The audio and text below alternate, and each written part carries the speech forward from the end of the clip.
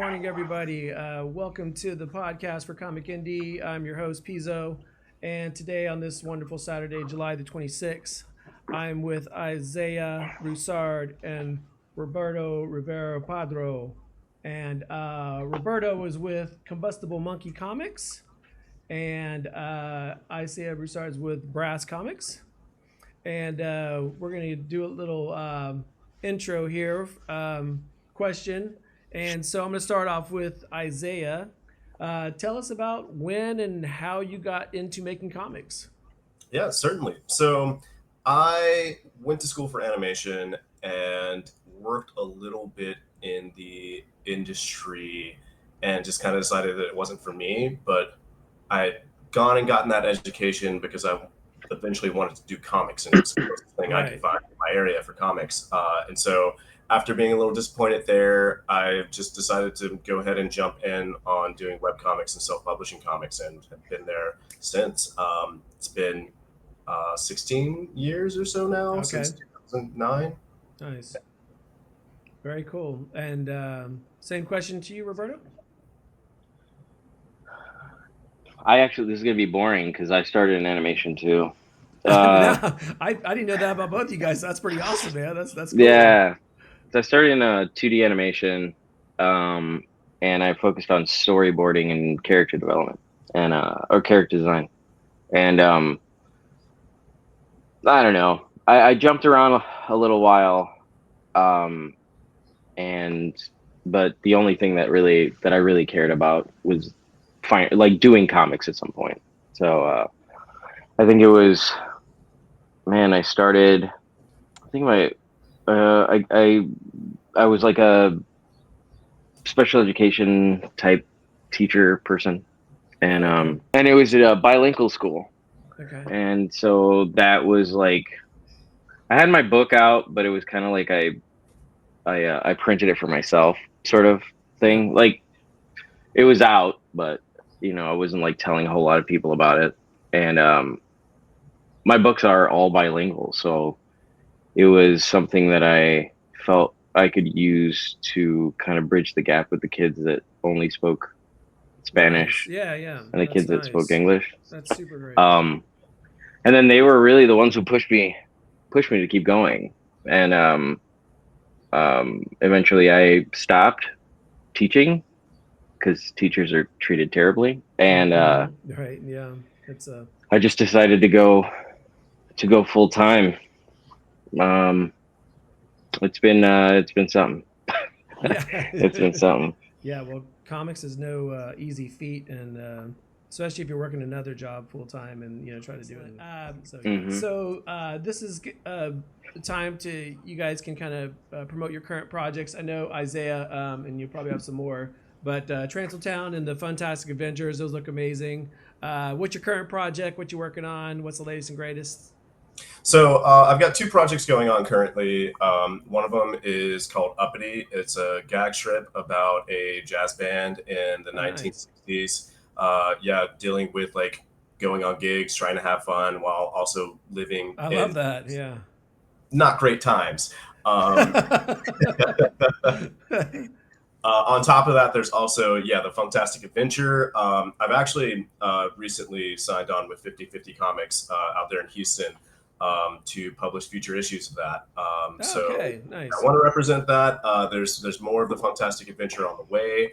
I'm also thinking about making some touches on that first issue as I publish with them. So yeah, I'm rebranding a little bit right now. So Brass Comics has always been kind of like a personal brand kind of thing. Uh-huh.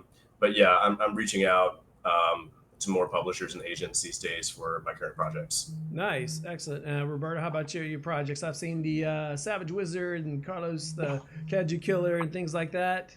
Oh yeah. Um, we just got done with Mothra issue 5, so that's Nice, done. That nice. took up a good chunk of my time. Um, I've done some. Was it right now? We're working on, or myself.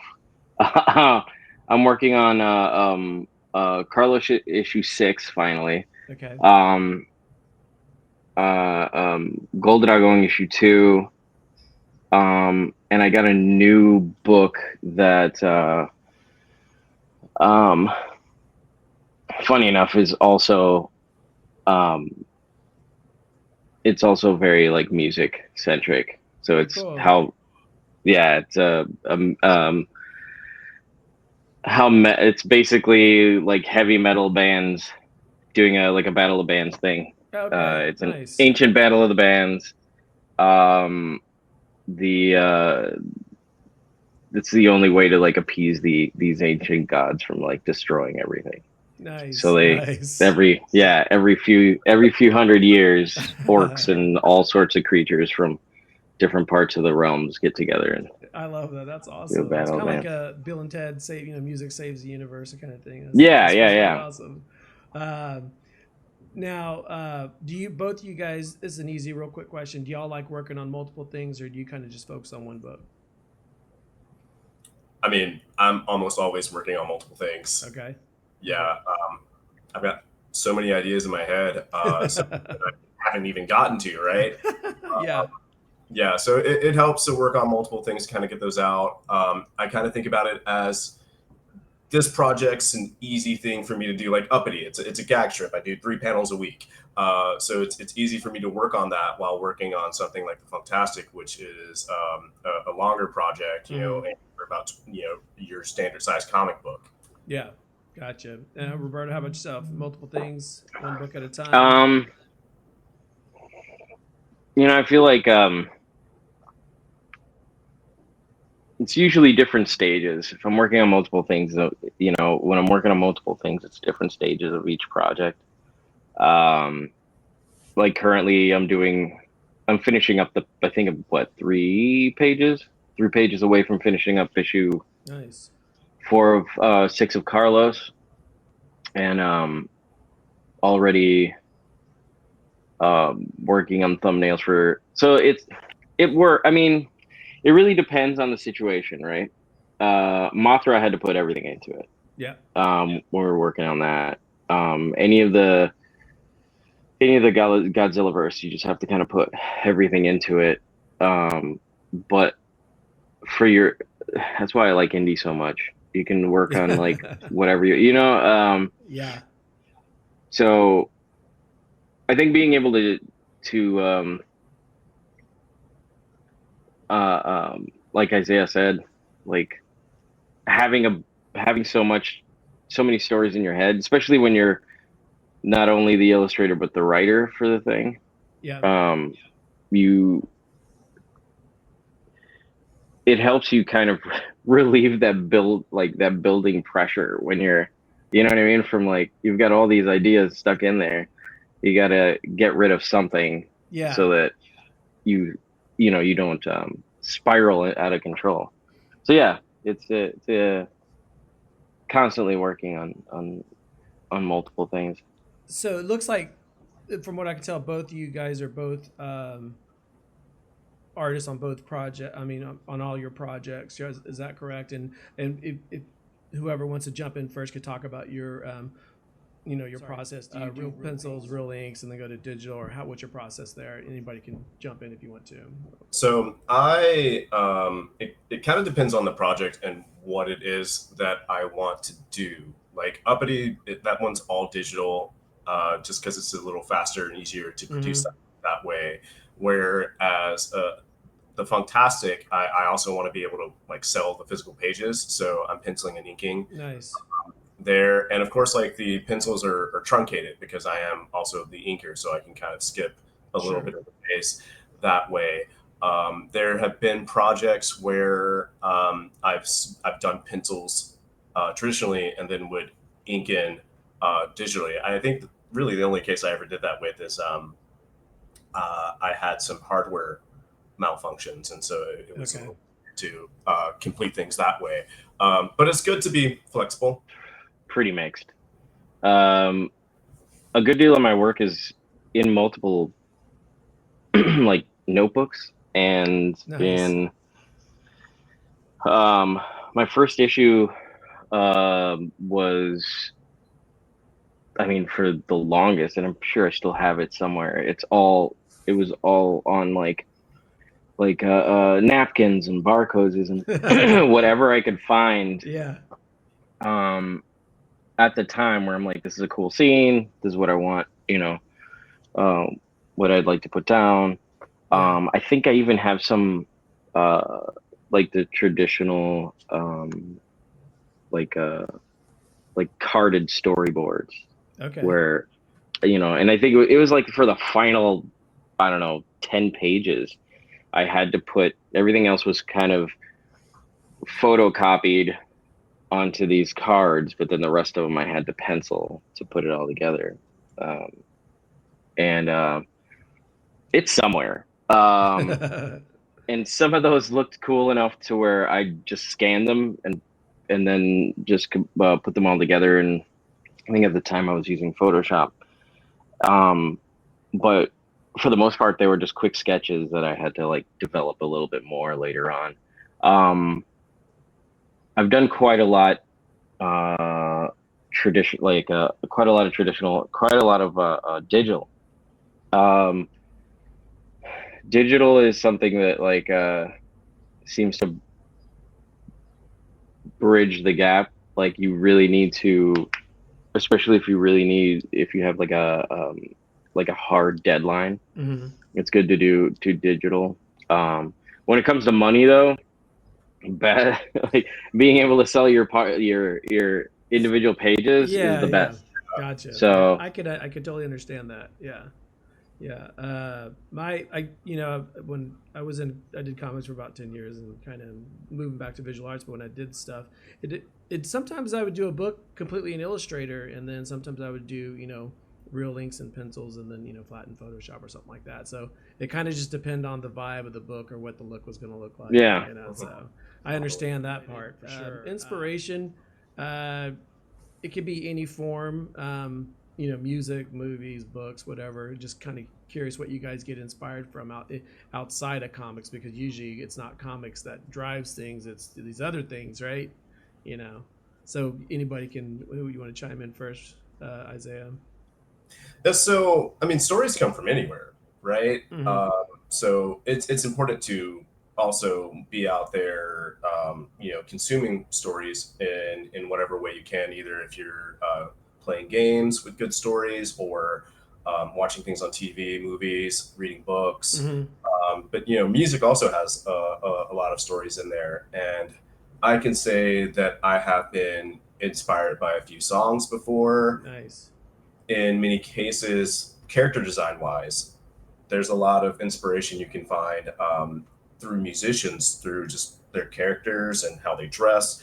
I find wrestlers are really fun to look at for character design. Some fun Nice. Yeah. costume character designs there. Just as long as you're out there looking at the things that you're enjoying and consuming it as a creator, you're gonna find some sort of way to be inspired by it. And the same thing goes for life. Having life experiences also goes into Absolutely.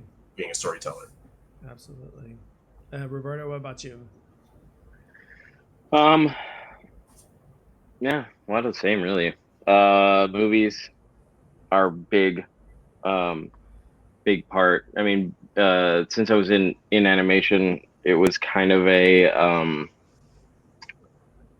lot of the cats that I went to school with, um, they literally only watched animation. Right. Um, and that's what inspired them to do. But I couldn't. I think more often than not, it's like live film. Mm-hmm. I like the idea of I mean, nowadays with all the animation and 3D stuff, it's a little uh, it's a little difficult to tell to kind of keep everything fairly grounded. But Mm-hmm. yeah, Mm-hmm. the really grounded.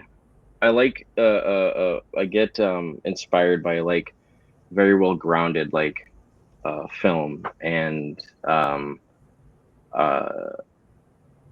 really good music. Yeah. There are there are many times when you're able to sit and listen to a record from like cover to cover, Yeah. you know. Yeah. And that's sad. That's a lost art because, I'm from the old school and I have like 12 crates of vinyl, DJ'd for 10 years and blah, blah, blah. Yeah. But these kids today, they kind of, and I say kids today because I'm old, but the kids today they just stream one song and they don't listen to albums. We would take in whole albums, we would listen to the entire thing and go from beginning to end. That's a thing, that one album. This is what they did for this album. It's like, yeah, I totally understand that. And they were creating stories too, know, exactly, and you can get exactly. You could get so much, especially the themed records. Yeah. When it's one continuous story, And the cover art, always has cover art. Yeah, it's just like, I love it. Although I may be biased, but metal cover art is the best. Yeah, like you gotta. Yeah. Well, yeah. That was something I wanted to dabble in when I was a kid. Yeah, because I was like, if I can't get into comics, I'm gonna do metal records. Wasn't it Frazetta did Molly Hatchet? Is that right? Mm-hmm. Yeah. Which is a great cover. No, I'm not a huge fan of the group. But beautiful cover. Yeah. Yeah. Anytime I'm trying to do like illustrations or covers for the Funktastic Adventure, I start looking at like album art and trying to get inspiration from there. That's Bootsy Collins has some beautiful. It's some crazy stuff. I now have to go look that up because I love Bootsy Collins, but I never really pay attention to the artwork, so I need to go look. Yeah. All right. So back to now. This can be obviously we're talking about comics in this respect, but any current books that you're comic books or graphic novels that you're reading that you just absolutely like, oh my god, this is hitting, I love this, I'm just like super inspired and jamming on this book. Anybody want to chime in on that one? I wish I had more time. Don't be surprised because a lot of guys I've interviewed say the same thing. So I try to squeak in a book here and there. Yeah. When I get a chance. I'm what is it that I'm just Headlopper is probably one of Andrew McLean's Headlopper. Let's see, was one of the last ones I was able to read, like actually. No, Solo. I read Solo, and I read the run of the new run of The Toxic Avenger. Okay, nice. I haven't even read my own books, like the Mothra. I just have it sitting. I haven't finished it. Like I started working on it, and I just kind of that's it. Move on. Which kind of sucks because you gotta read other people's stuff. Yeah, no kidding. To like stay with what's kind of stay with like the flow of books, and storytelling. Sure. But at the same time it's kind of hard to do both, like read and sure. And work at the same. Yeah. Isaiah, what are you reading right now? Anything? So my godsend has been my subscription to Shonen Jump and being able to read things on my phone, because I just had this conversation with a friend of mine who gifted me a book for my birthday that I haven't gotten to yet, just because sitting down to read a physical book, finding the time to do that can be a little difficult because I'm working on things. But with something on an app, I can read it while I'm eating or something like that, because I always feel bad with a book in my hand if I'm eating. It's like I don't want to get any any stains on this. But I've been reading, so I've been reading Dawn to Dawn, which I've been enjoying a lot. It's got a good hook. It's got wonderful art. I know it's got an anime recently, so it's probably going to shoot up in popularity because of that. But I'm always a purist who's like, manga first. I want to see the artist. I want to see their work. And that book has gorgeous art. Nice. Another thing I've been reading in Shonen Jump is this book called Ruri Dragon. It's really interesting. It's a slice of life comic. And I feel like it had to have its hook to trick the editors into publishing it. So it's about this this girl who's half dragon, and so every once in a while she starts getting new dragon traits. But at its honest, it's just a high school slice of life doing regular things, and I love it. And every once in a while something dragon related happens and you're like, oh yeah, they got to please the editors. Okay. Right. Yeah. That sounds awesome. Yeah, I tend to find just really obscure, weird, off the just like what the hell. I think The Devil's Grin was the last series I read by Alex Graham. It was fucking weird, but I loved it. I was like, yeah. But anyway, well, that's good. So both you guys are going to be tabling at Comic Indie, and on that conversation, I'm going to ask both of you guys. It seems to be that for the more independent cons, they benefit you a lot better. Would you guys agree on that, or do you like doing conventions? If so, why? If not, why not? Anybody? I prefer. But you can take it. No, go ahead. I prefer the independent cons. You can make good money at the big comic cons, but I feel like I don't get the kind of exposure that I want. Right. And in order to get the exposure, you kind of have to play the fan art print game. Yeah. And, yeah. I don't want to disparage anyone who does fan art. There's a lot of people out there who do fantastic art. It is the thing that inspires, like fan art is the thing that inspires them to create fantastic things. Mm-hmm. And then there are the guys out there that do the cookie cutter thing of every popular character so that they make thousands of dollars at a Comic-Con. Right. And I felt that as I was doing the big cons, what I really wanted to do was try to do that fan art thing to bring people to my books. Yeah. And I didn't find that happening. What would happen is that people would come and be like, I like your art. Do you have such and such character? And now all of a sudden I have this whole list of characters that I need to draw in order to make money and get my table. Yeah. And no one's reading my actual book. And so I had to step back and say, I'm out of that game. Yeah. I'm not going to make as much money if I'm not making prints, but I want to sell the comics and I want people to know me for the comics. I want people to come to my table excited to buy my comics. Yeah, exactly. Roberto, what about yourself? Do I like indie or? I like conventions in general. I think they're really fun. It's cool to first of all, they feel like a vacation depending on where you go. Like this, I can see that. See that. Especially when you're stepping away from the stuff that you're working on day in, day out. Yeah. I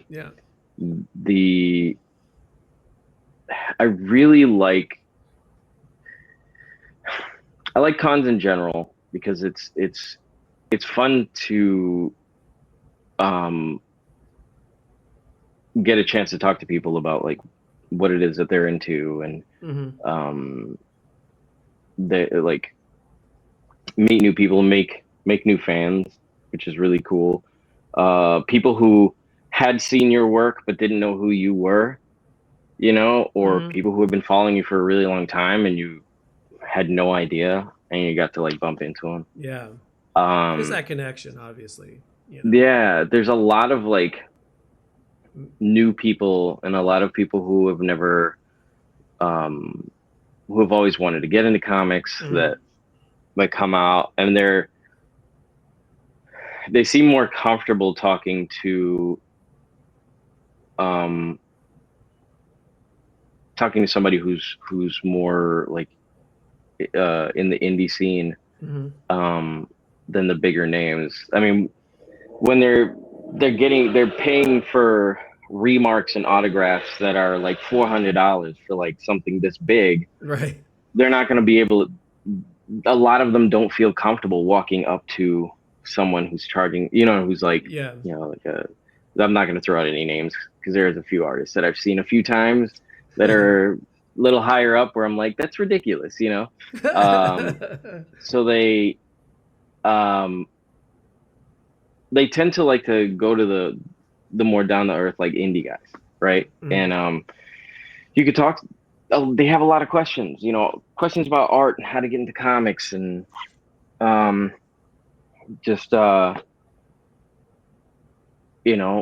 they want to show somebody their portfolio or, and it's not like I have tons of, other than what I learned throughout the, years and what I've learned in school, there's not a whole lot I can, because everybody wants that, like the secret code on like how to get into, Well, that you know, that leads you know, you segue right to the perfect next question I had for you guys, and I'll let you continue on with that. If you had a kid wants to come and get into comics, meets you at your table, I want to do this. What would you tell them? And then Isaiah, you can follow him after that. so, How would you tell them to get started in comics? Because everybody how do I does it tell them? differently, but be curious to hear what you guys say to these guys. Well, usually, I mean, it's the I have an idea for a comic. It's like cool. Like Yeah, let's go. Like yeah, there's the elevator pitch, right? Like yeah. give me a couple sentences to explain what this is about, and there are those people you can tell that just really, really want to get it done. So I usually just tell them go for it. Like if you're not, there's you could sit at home all day and all night for as long as you want, with an idea of something you want to do, right? Sure, sure. Like I want to be able to do X, right? Cool, do it. Like Right. Yeah, that's you it. just Yes. like more often than not, it's the people, and I was in the same boat. It's the people that are like, I don't have time. I don't have time. You can make time if it's something that you really, really want. You can always make time. Absolutely. I'm sure Isaiah gets this one. I mean, as an animator, Oh, yeah. I mean, I was getting Animation. like if I was lucky, 3 hours of sleep a night, and that was Yeah. like full time school, full Right. time job, and it I, was I ridiculous. I saw an interesting. It was a YouTube short documentary on the Japanese animators, and they work 17-hour days, and it's like 35,000 US, about the equivalent. So it's brutal. I'll be honest with you, man. Absolutely brutal. 35,000 doesn't sound like much, but for somebody like, I mean, I know. I was just like, you know, that's a long day though, but 17-hour day, that's long. Yes. That's really if long. if you love it though, Yeah, like if yeah, you love it, yeah, yeah, like I could be making 20 something $1,000 a year, and the fact that I love what I'm doing, yeah. No, it you says know, it says a there are a lot. lot of people. Yeah, Yeah, you can make $100 million, 100,000, 100 million. You can do whatever you want, but $100,000, I know people who like hate their jobs and have to come right. home, and Yeah, you know yeah, what I mean. And then they come to the cons to talk to us about what we do. yeah, You yeah. know what I mean? Like, Absolutely, I absolutely. think those 17 hours a day, you're probably gonna start, even if you love it, you're probably gonna start hating it. I mean that's how I kind of got out of animation. Yeah, It was like a little bit of some burnout. days I Yeah, don't know if I get to go home. yeah, yeah, yeah. 100%. Like, yeah, am I gonna get to go home today? I don't know.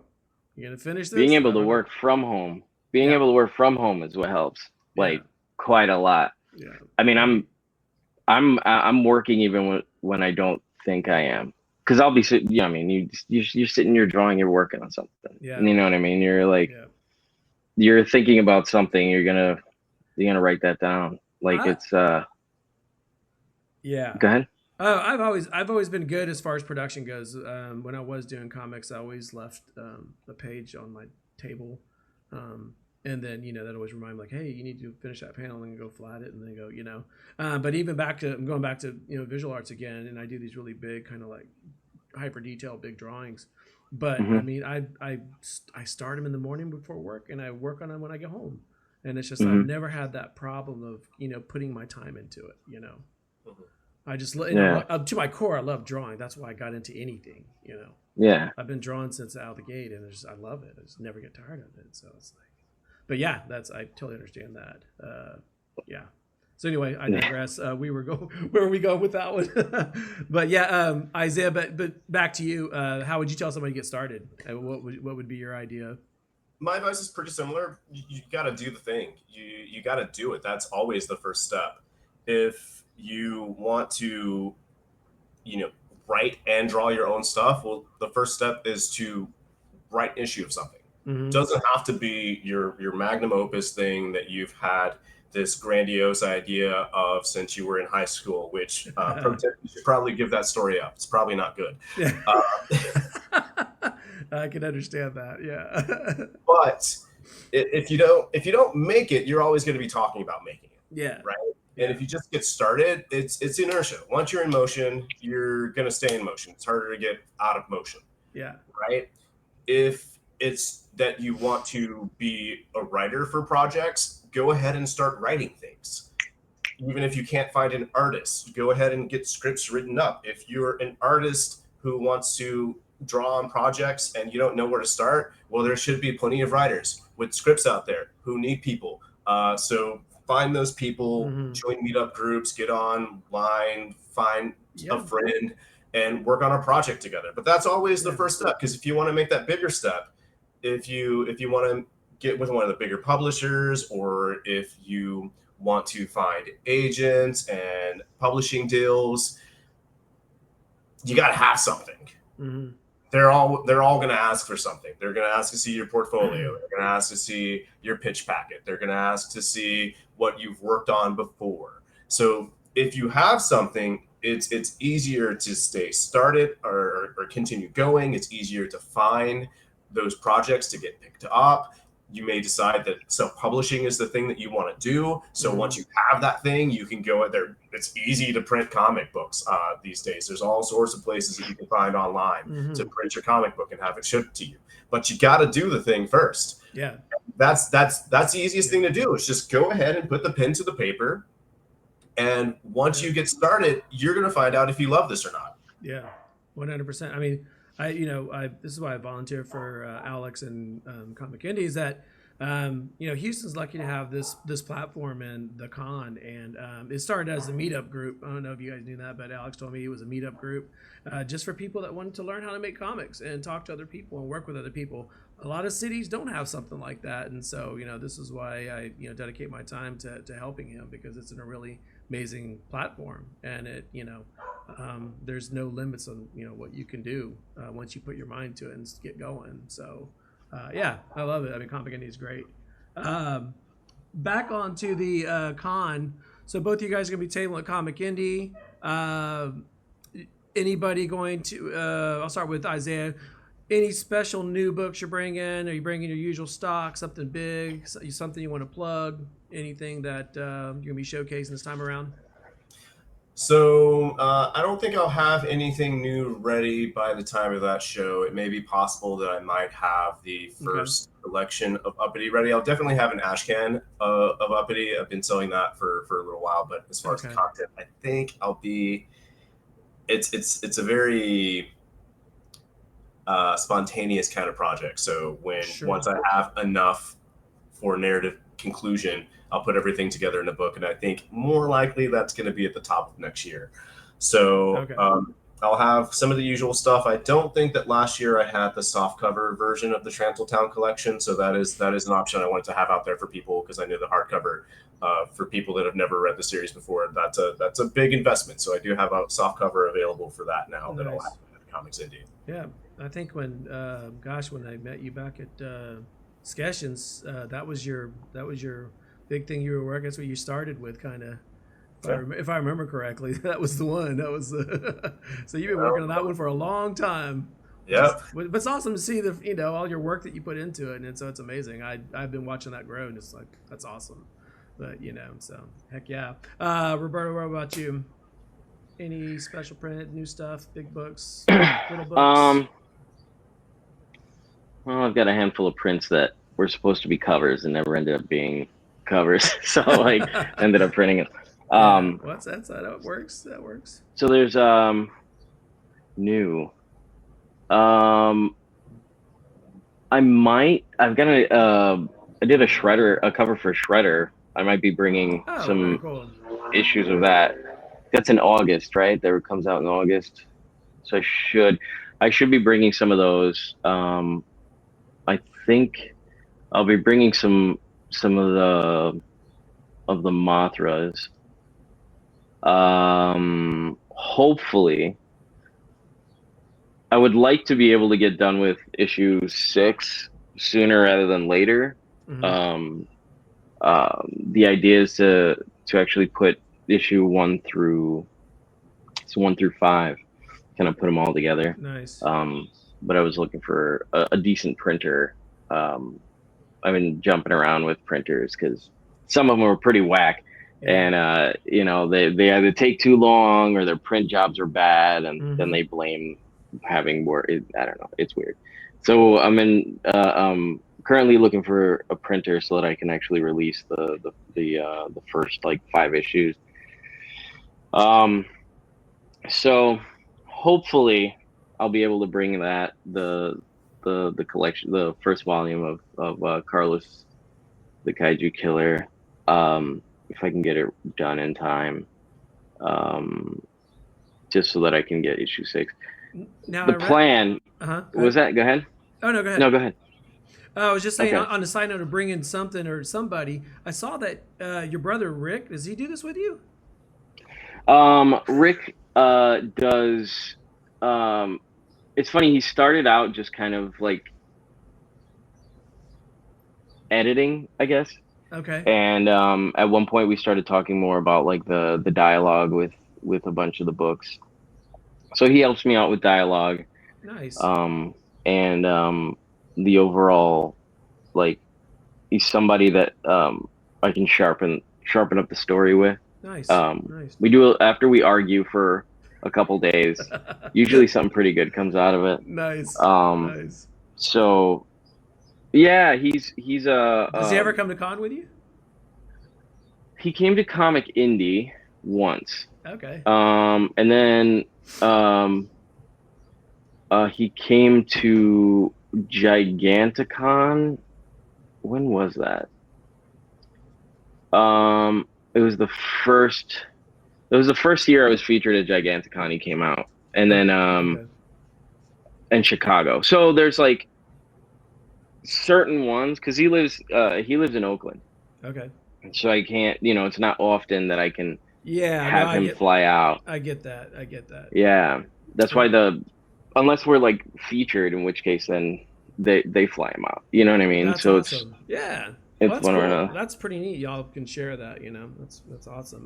My wife had to edit myself because I don't words too good. So it's like Yeah. I'm terrible. I'm terrible. She's like typo, typo, typo, typo. Oh, constantly. I'm just Yeah, like I get that. I'm just like I should just do wordless comics because I suck at writing. Like, but anyway, excellent. So links, Isaiah, where can they find you? Your website, whatever you want to plug, Instagram. You can find me on my website, brasscomics.com. That will give you links to a bunch of stuff that I make that you can read. You can read Excellent. the first issue of Fantastic Adventure there, Uppity's there, Transyltown's there, and you can keep up with me on Instagram at Broussard Art. All right. And Roberto, how about yourself? Websites. Buy me a coffee. I'm on Buy Me a Coffee as well. Nice. Yeah, Nice. yeah. I'm not good at it. Yeah. Because I've never been the best at like posting stuff on any of this. If there was an easier way, I'd be posting all the time. Yeah. But yeah, I figured it was an easier way to get any of the commissions or sketch covers done or whatever that I need to do beforehand. Yeah. Oh, that's nice. That's good. Yeah, I think I posted that when I was on my Gumroad. I actually added the Buy Me a Coffee link in there somewhere. It's like, yeah, but well, excellent. Well, so Comic Indie for everybody, November 1st and 2nd. I'll be excited to see you guys there and meet you in person again. Isaiah, I know I see you around at Comic Indie usually probably every year, but so I'm no stranger to you. But Roberto, it'd be good to meet you there. And thank you guys for taking the time. And we'll let you know when this is up, and we'll get it posted and get some promo out for you guys. And so well, thank you guys, and y'all have a good rest of the Saturday, and we'll talk soon. All right. Yeah, thank you. All right, take care, guys. Yeah, later.